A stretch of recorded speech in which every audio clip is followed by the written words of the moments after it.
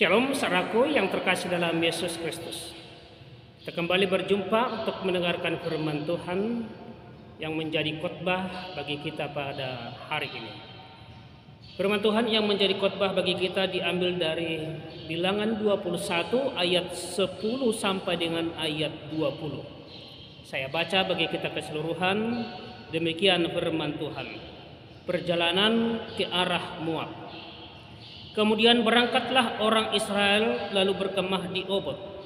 Berangkatlah mereka dari Obot lalu berkemah dekat reruntuhan di Abarim di padang gurun yang di sebelah timur Moab. Dari situ berangkatlah mereka lalu berkemah di lembah Zeret. Dari situ berangkatlah mereka lalu berkemah di seberang sungai Arnon yang di padang gurun dan yang keluar dari daerah orang Amori, sebab sungai Arnon ialah batas Moab di antara orang Moab dan orang Amori. Itulah sebabnya dikatakan dalam kitab peperangan Tuhan, Waheb di Sufa dan lembah-lembah ke sungai Arnon dan lereng-lereng lembah-lembah, lereng itu terbentang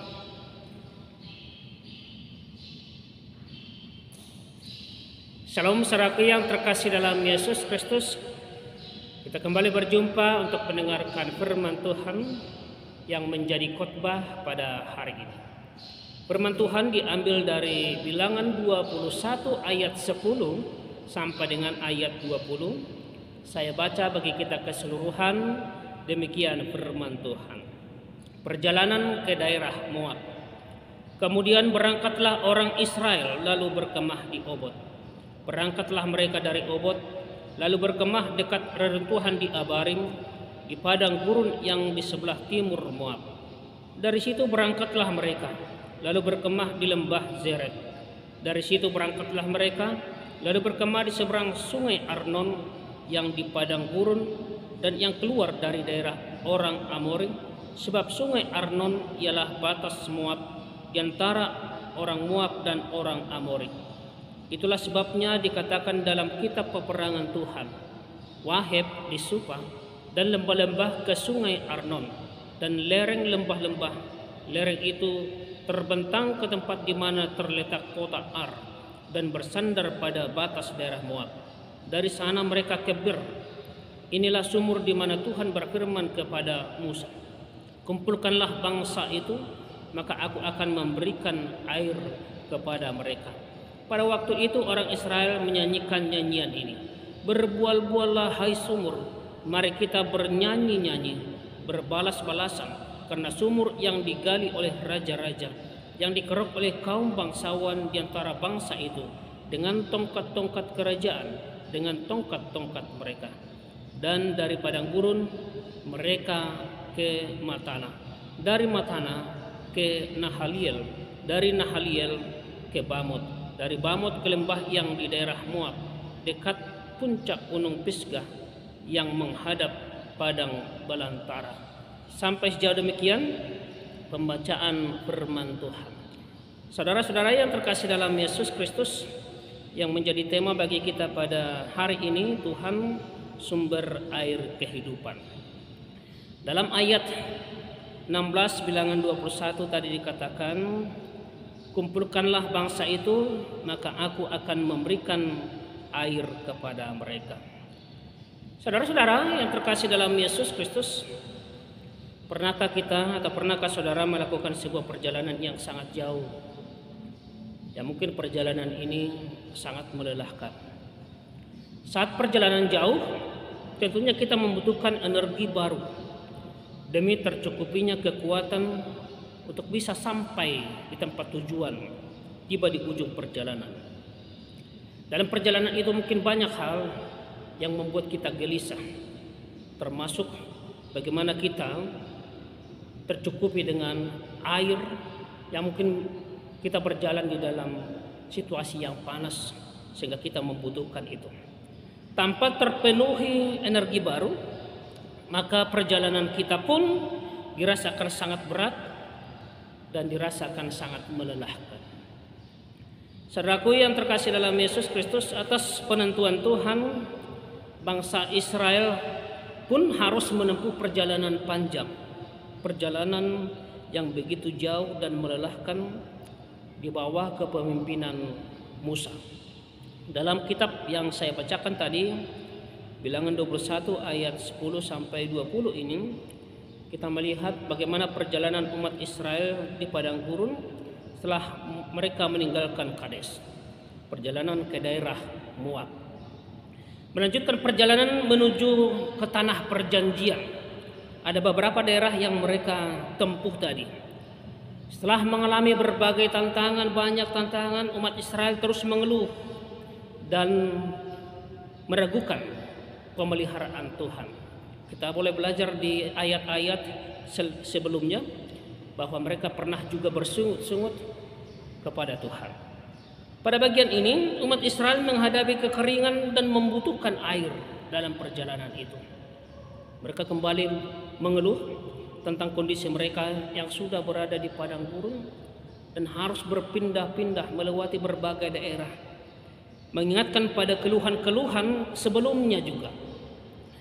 Dalam situasi ini, Tuhan memberikan mereka air dengan caranya yang ajaib.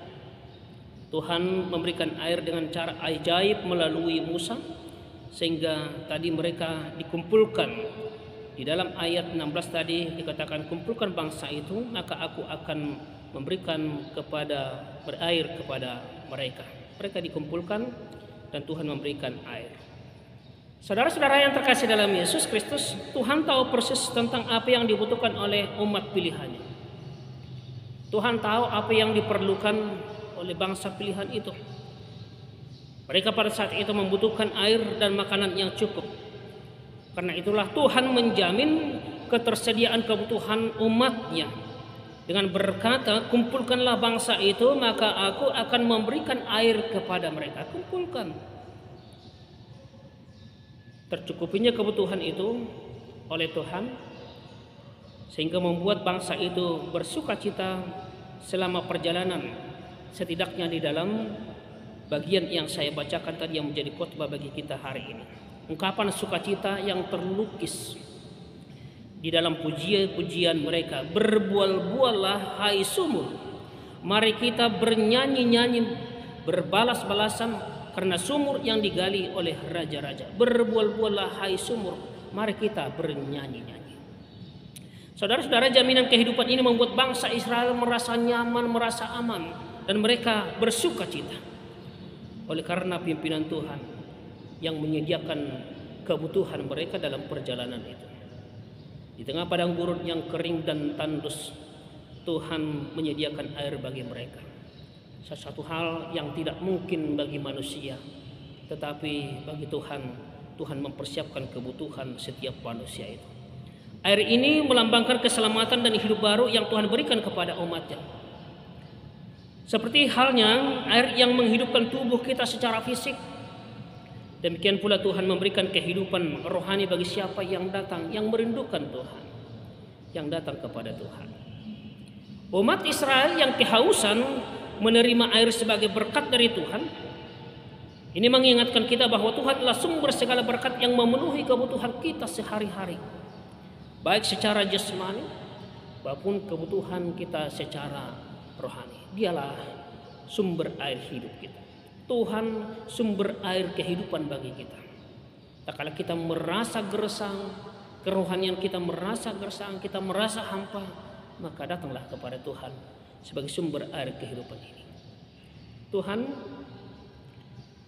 adalah sumber air kehidupan. Umat Israel yang kehausan menerima air sebagai berkat dari Tuhan. Sekali lagi ini mengingatkan kita bahwa Tuhan adalah sumber air itu, sumber air berkat yang bukan hanya memenuhi kebutuhan jasmani kita, tetapi Tuhan itu juga memenuhi kebutuhan rohani kita. Lebih dari itu, saudaraku yang terkasih dalam Yesus Kristus, ini bukti bahwa Tuhan adalah sumber air hidup, sumber air kehidupan bagi kita. Keberadaan air di padang gurun menjadi simbol dari penyertaan Tuhan yang tidak pernah gagal. Tuhan itu selalu peduli, selalu menyertai, selalu ada dan berada dalam hidup kita, dalam perjalanan setiap orang percaya itu. Tuhan memberikan umatnya air yang menghidupkan sebagai pengingat bahwa Tuhan adalah penyedia segala sesuatu yang diperlukan, yang dibutuhkan dalam kehidupan ini.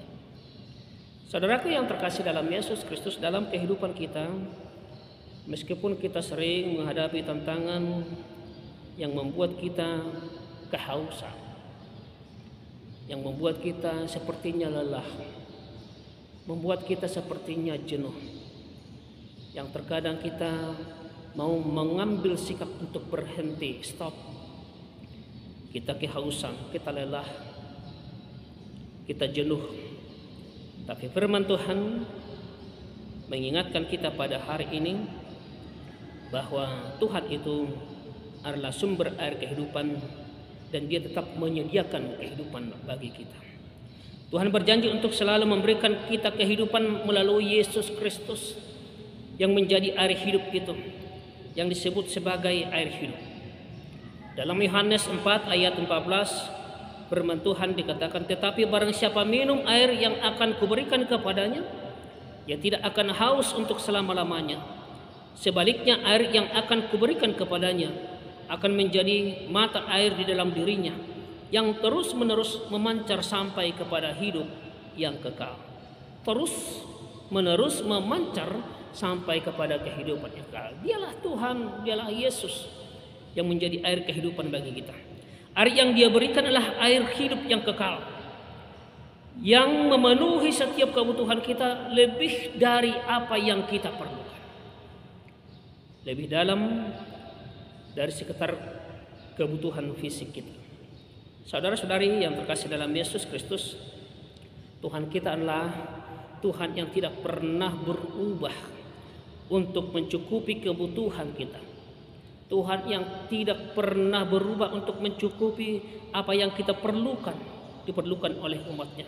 Tuhan adalah sumber air kehidupan kita. Dan Tuhan menjamin bahwa setiap orang yang mencarinya tidak akan kekurangan sesuatu pun yang baik. Dia menjamin itu. Dalam Mazmur 34 ayat 11 dikatakan, marilah anak-anak, dengarkanlah aku, takut akan Tuhan akan kuajarkan kepadamu. Dia selalu memberikan yang terbaik kepada anak-anaknya. Bahkan di tengah perjalanan hidup yang berat sekalipun, Ia berjanji untuk memenuhi segala apa yang kita perlukan. Segala keperluan kita menurut kekayaan dan kemuliaannya di dalam Yesus Kristus. Rasul Paulus juga mengingatkan dalam Filipi 4 ayat 19 firman Tuhan dikatakan, Allahku akan memenuhi segala keperluanmu menurut kekayaan dan kemuliaannya dalam Kristus Yesus. Allahku akan memenuhi segala keperluanmu menurut kekayaan dan kemuliaannya di dalam Yesus Kristus. Dia mempunyai segala sesuatunya, maka Dia akan mencukupi, akan menyediakan segala apa yang perlu di dalam hidup umatnya. Ketika Tuhan mencukupi kebutuhan kita, kiranya kita dapat semakin mengenal bahwa Dialah benar-benar Tuhan sumber air kehidupan. Mengenalnya sebagai Allah pemelihara hidup kita, Tuhan sumber air kehidupan kita. Sehingga apa yang dilakukan oleh umat Israel, tak kala mereka menikmati kebaikan Tuhan, Tuhan sumber air kehidupan itu, mereka bernyanyi. Dan kita pun diajak untuk menyanyikan nyanyian pujian bagi Tuhan, bersuka cita kepada Tuhan. Berbual-buallah hai sumur, mari kita bernyanyi-nyanyi berbalas-balasan karena sumur yang digali oleh raja-raja. Lebih dari itu, Tuhan itu adalah sumber air kehidupan melebihi dari apa yang kita butuhkan. Tuhan Yesus memberkati kita semua. Amin.